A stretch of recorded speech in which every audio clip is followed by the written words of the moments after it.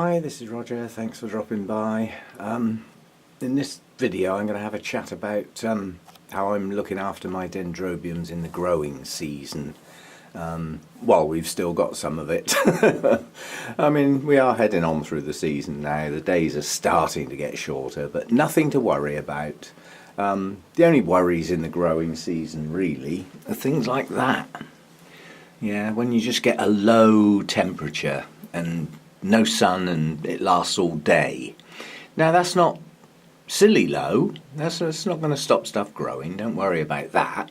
But, you know, it would be better if it was higher, and if the sun comes out it will be. But you can only deal with what you've got.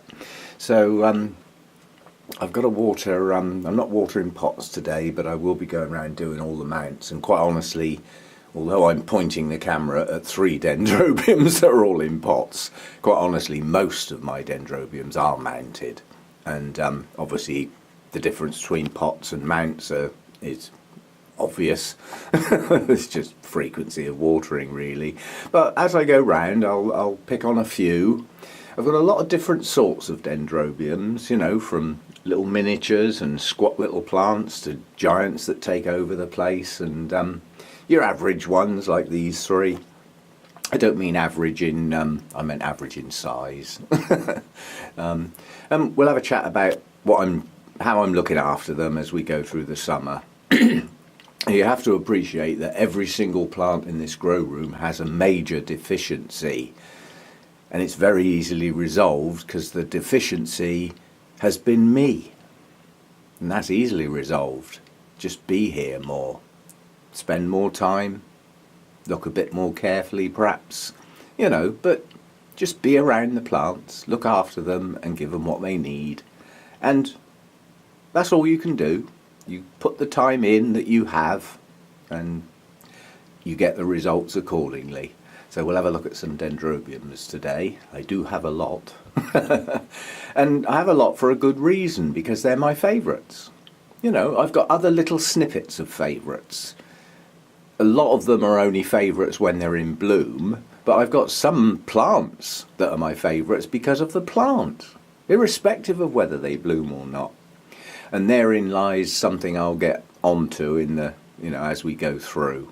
Okay, so Dendrobium Day. Right, we'll start off by looking at these types.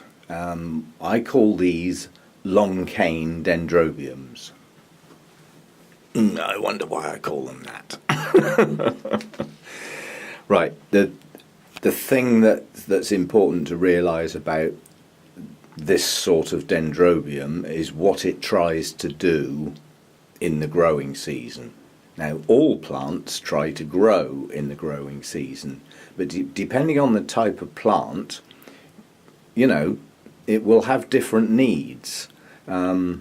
I mean, this is pushing on, both of these. This is anosmum, and this is Nesta, which is an anosmum cross. That's a lot of anons. But obviously this is some serious growth to achieve in a single season. The only way it's going to achieve that is to just feed and water well. You know, these type of plants need a lot of food and watering.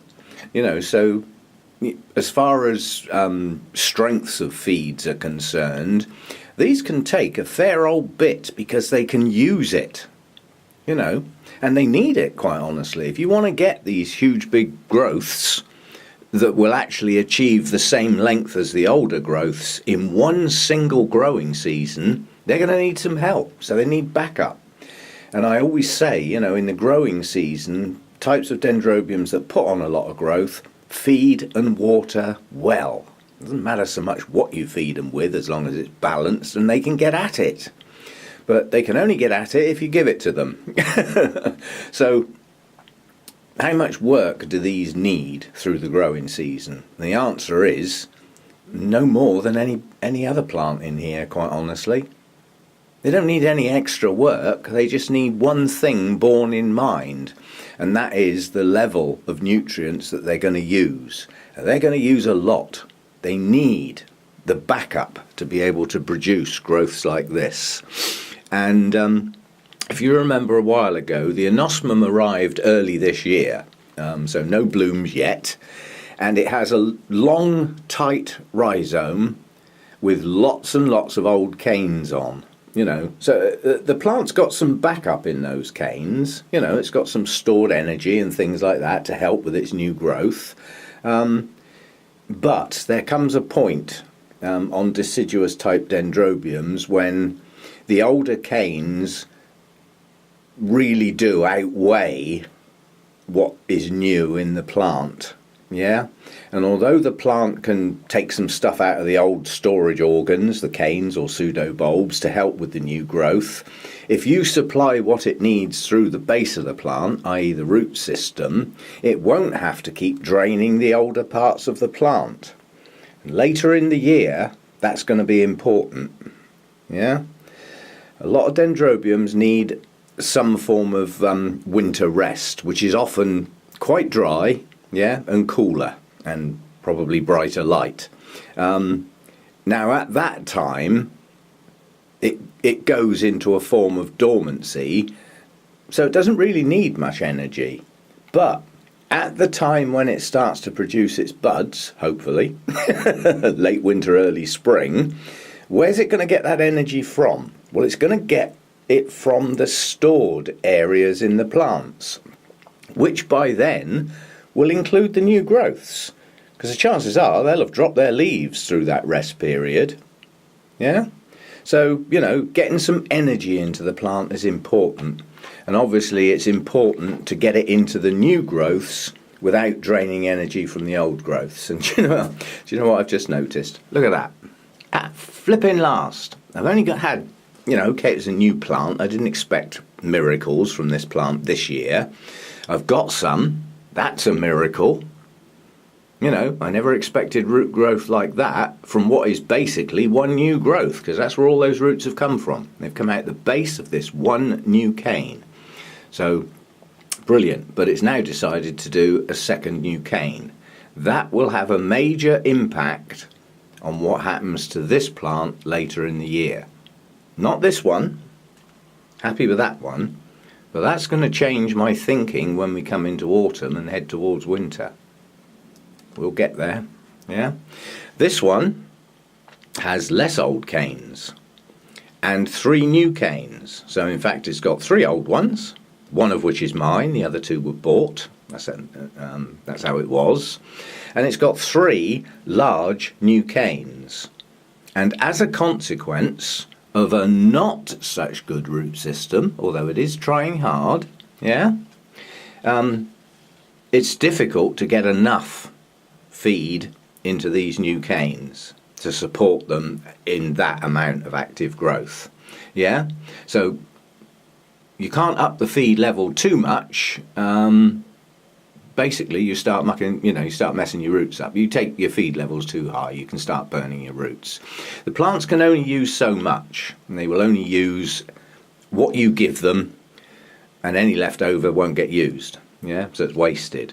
But it's got some reserves to pull on. It's got 3 old canes, so it'll be okay. This is a nice, well-balanced plant. This one isn't. That will be dealt with later in the year.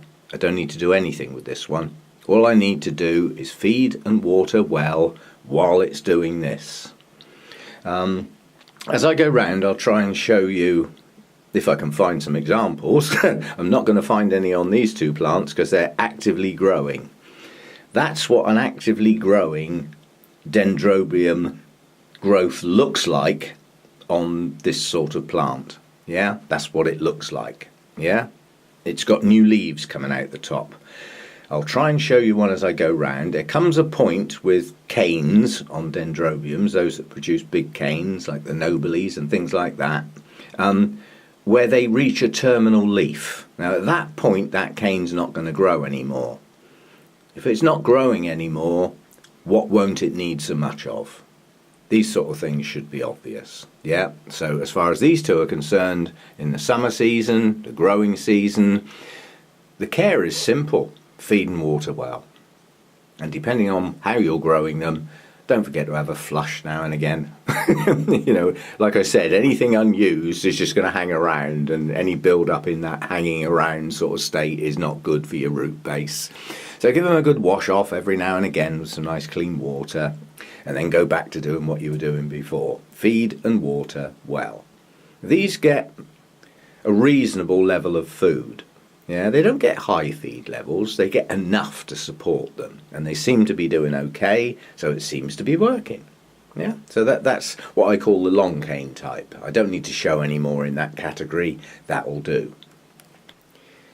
Now this is another one of what I would class as a long cane dendrobium, although I've seen other people growing this in pots where it remains upright. So I think its character depends on how you grow it, but nonetheless the canes are pretty long. This plant, as you're looking at it, is sort of back to front, yeah?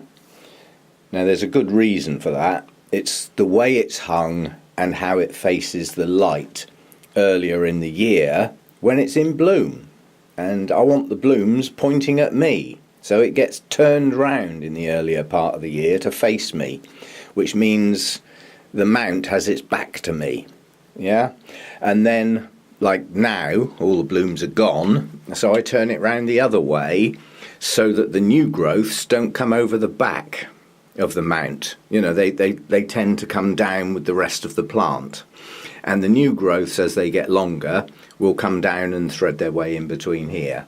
But although this is a long cane type dendrobium, I take no notice of the recommended care for this plant simply by looking at the plant. Yeah, we got new growths here coming on, quite a few of them again. So feed and water well. Let's get these new growths going. But this plant's different because the older canes don't stop growing. It never stops growing. That's important. So this one has to be treated differently. Now, other people may have this one and it doesn't do that for them, but for me it does. It never stops growing. The canes seem to grow for about 2.5 years before they reach a terminal leaf. They just keep going. So as a consequence, this one gets watered and fed all year round. Now if you look at the normal recommended care for this one, it's supposed to have a drier, brighter winter rest. Well, it doesn't get one. And does it bloom? It blooms its head off. Yeah? So I think sometimes the advice is a generalised advice. But by observing this plant and seeing how it grows, and the fact that it just grows and grows, it just keeps going. The older canes do become deciduous. You can see where I trimmed some off earlier in the year to tidy the plant up, make some space for the new stuff to grow. So, yeah, this one grows differently for me. Yeah? In my environment, this one never stops growing. It blooms really well. It's not an early spring, late winter bloomer. It's later. Spring, it tends to bloom mid-spring. Yeah? So, you know, a bit later than some of the other dendrobiums. But it blooms well. It grows well. So if it's not broke, don't fix it. But I only treat this one differently in the winter through observation, not through what somebody else said or what a book said. I just looked at the plant, seen what's going on, and thought, you know, as it comes into late autumn and we start getting the short days and everything, I looked at this plant first winter I had it, and I thought, this one's still growing. Well, if it's still growing, it still needs some feed. Not as much because of the short days and the lower temperatures. So this one gets watered and fed through the winter as well. Bit different to some of the others, but you know, the category it's supposed to be in is drier, brighter winter rest. Well, not for me. And it blooms well. So that's so it's a long cane dendrobium, but it doesn't get treated like the previous two, the anosmum types. Now, this monster's a good one to pick on for this because it's got the various things I wanted to point out. The first thing it's got is a shed load of new growth. This is this year's growth pushing on up here, and you can see these canes are growing. Yeah, you can actually see that there's new leaves being produced on these canes. They're new growths. But if you look at last year's growths, that's what a terminal cane looks like. Now that should be very clear now you've seen the two together right next to each other. You can see it's got a single, often slightly less sized than the rest of the leaves, but it has a single leaf on the end of the cane and no sign of any more. That cane will never grow any new leaves. Those are the leaves it's got, that's the length it's got, that's it. And that hopefully is where the blooms will come from next year. Yeah? And by next year those leaves may well have fallen off and then the canes will look like this. Tatty looking objects. But that's how a lot of dendrobiums look. If you don't like that look, then maybe they're not the plants for you. But they cycle round, you know, the deciduous and semi-deciduous dendrobiums. The new growths, nice and lush and healthy and green, and then they settle down, you know, for the following year. Some keep their leaves for the following year, some don't, yeah? And then the year after that, in this one's case, or during that second year, the process of dumping the older leaves will take place. I think on this one, from memory, new growths in year 1, year 2 maintains the leaves, providing it's got enough energy to support those leaves, yeah? And then I think either during the 3rd year, towards the end, I think that's when it becomes totally deciduous. So it takes a while to dump.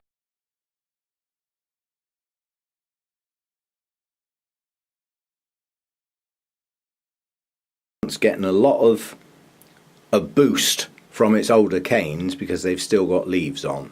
Nonetheless, it still needs feeding and watering well to support this amount of growth. Yeah, you can't do it without some decent feed in there. And the other thing you need to bear in mind is when something is growing at that rate, it's going to be using quite a high percentage of nitrogen. That's how that sort of stuff grows. Okay, it needs the backup of the other things, yes, but it's going to be hitting that nitrogen hard. So the one thing you really shouldn't do when dendrobiums are growing like this is give them a low nitrogen feed. They won't work like that. They need the nitrogen. They need that kick through the growing season. So a balanced feed is fine. You know, if you're that way inclined, you might want a slightly higher nitrogen feed, but then you won't want it for all of them, and you start messing about with this, that and the other. Get yourself good balanced feed and just use it accordingly. Higher strengths for those that can use it, lower strengths for those that can't. Let the plant decide. Okay. Yeah, so this will be hitting the nitrogen end of my feed quite hard at the moment. If it doesn't get the rest to support it, all sorts of things will start going wrong. But providing it's balanced and there's enough nitrogen in there, it will do this. Quite logical, really. This is not just orchids, this is just plants. That's, you know, same in your garden. You know, if you're watering your geraniums and stuff like that, you know, in the spring when they're pushing on all that growth, you'll often find that the fertilizers in the garden centres have got quite a lot of nitrogen in them. You know, it's going to use it. Well, it can't use it if you don't give it any. So think about that. But yeah, that's an example of a terminal leaf on a cane type dendrobium and an actively growing cane. Yeah, they do look different. It's pretty obvious, but this is important because at the point this happens, if that's just happened on all of the canes, what isn't it going to need much of anymore? Yeah, we're getting there. If it's not doing lots of this, and it's got to that stage, it doesn't need the nitrogen anymore. It still needs some, but it doesn't need a high level necessarily. So there might be a time to adjust the balance of your feed. I don't tend to do that. I just tend to reduce the overall feed because it's stopped growing. It's not going to use it. So I don't worry too much about messing about with that sort of thing. And certainly at this time of year, in this video, we're supposed to be talking about the growing season. See how easily I get sidetracked? I need somebody stood next to me, give me a good slap. Concentrate. So yeah, that's a good example of canes. I don't treat this one any differently, not in the growing season. It's growing, so feed and water well. Do it.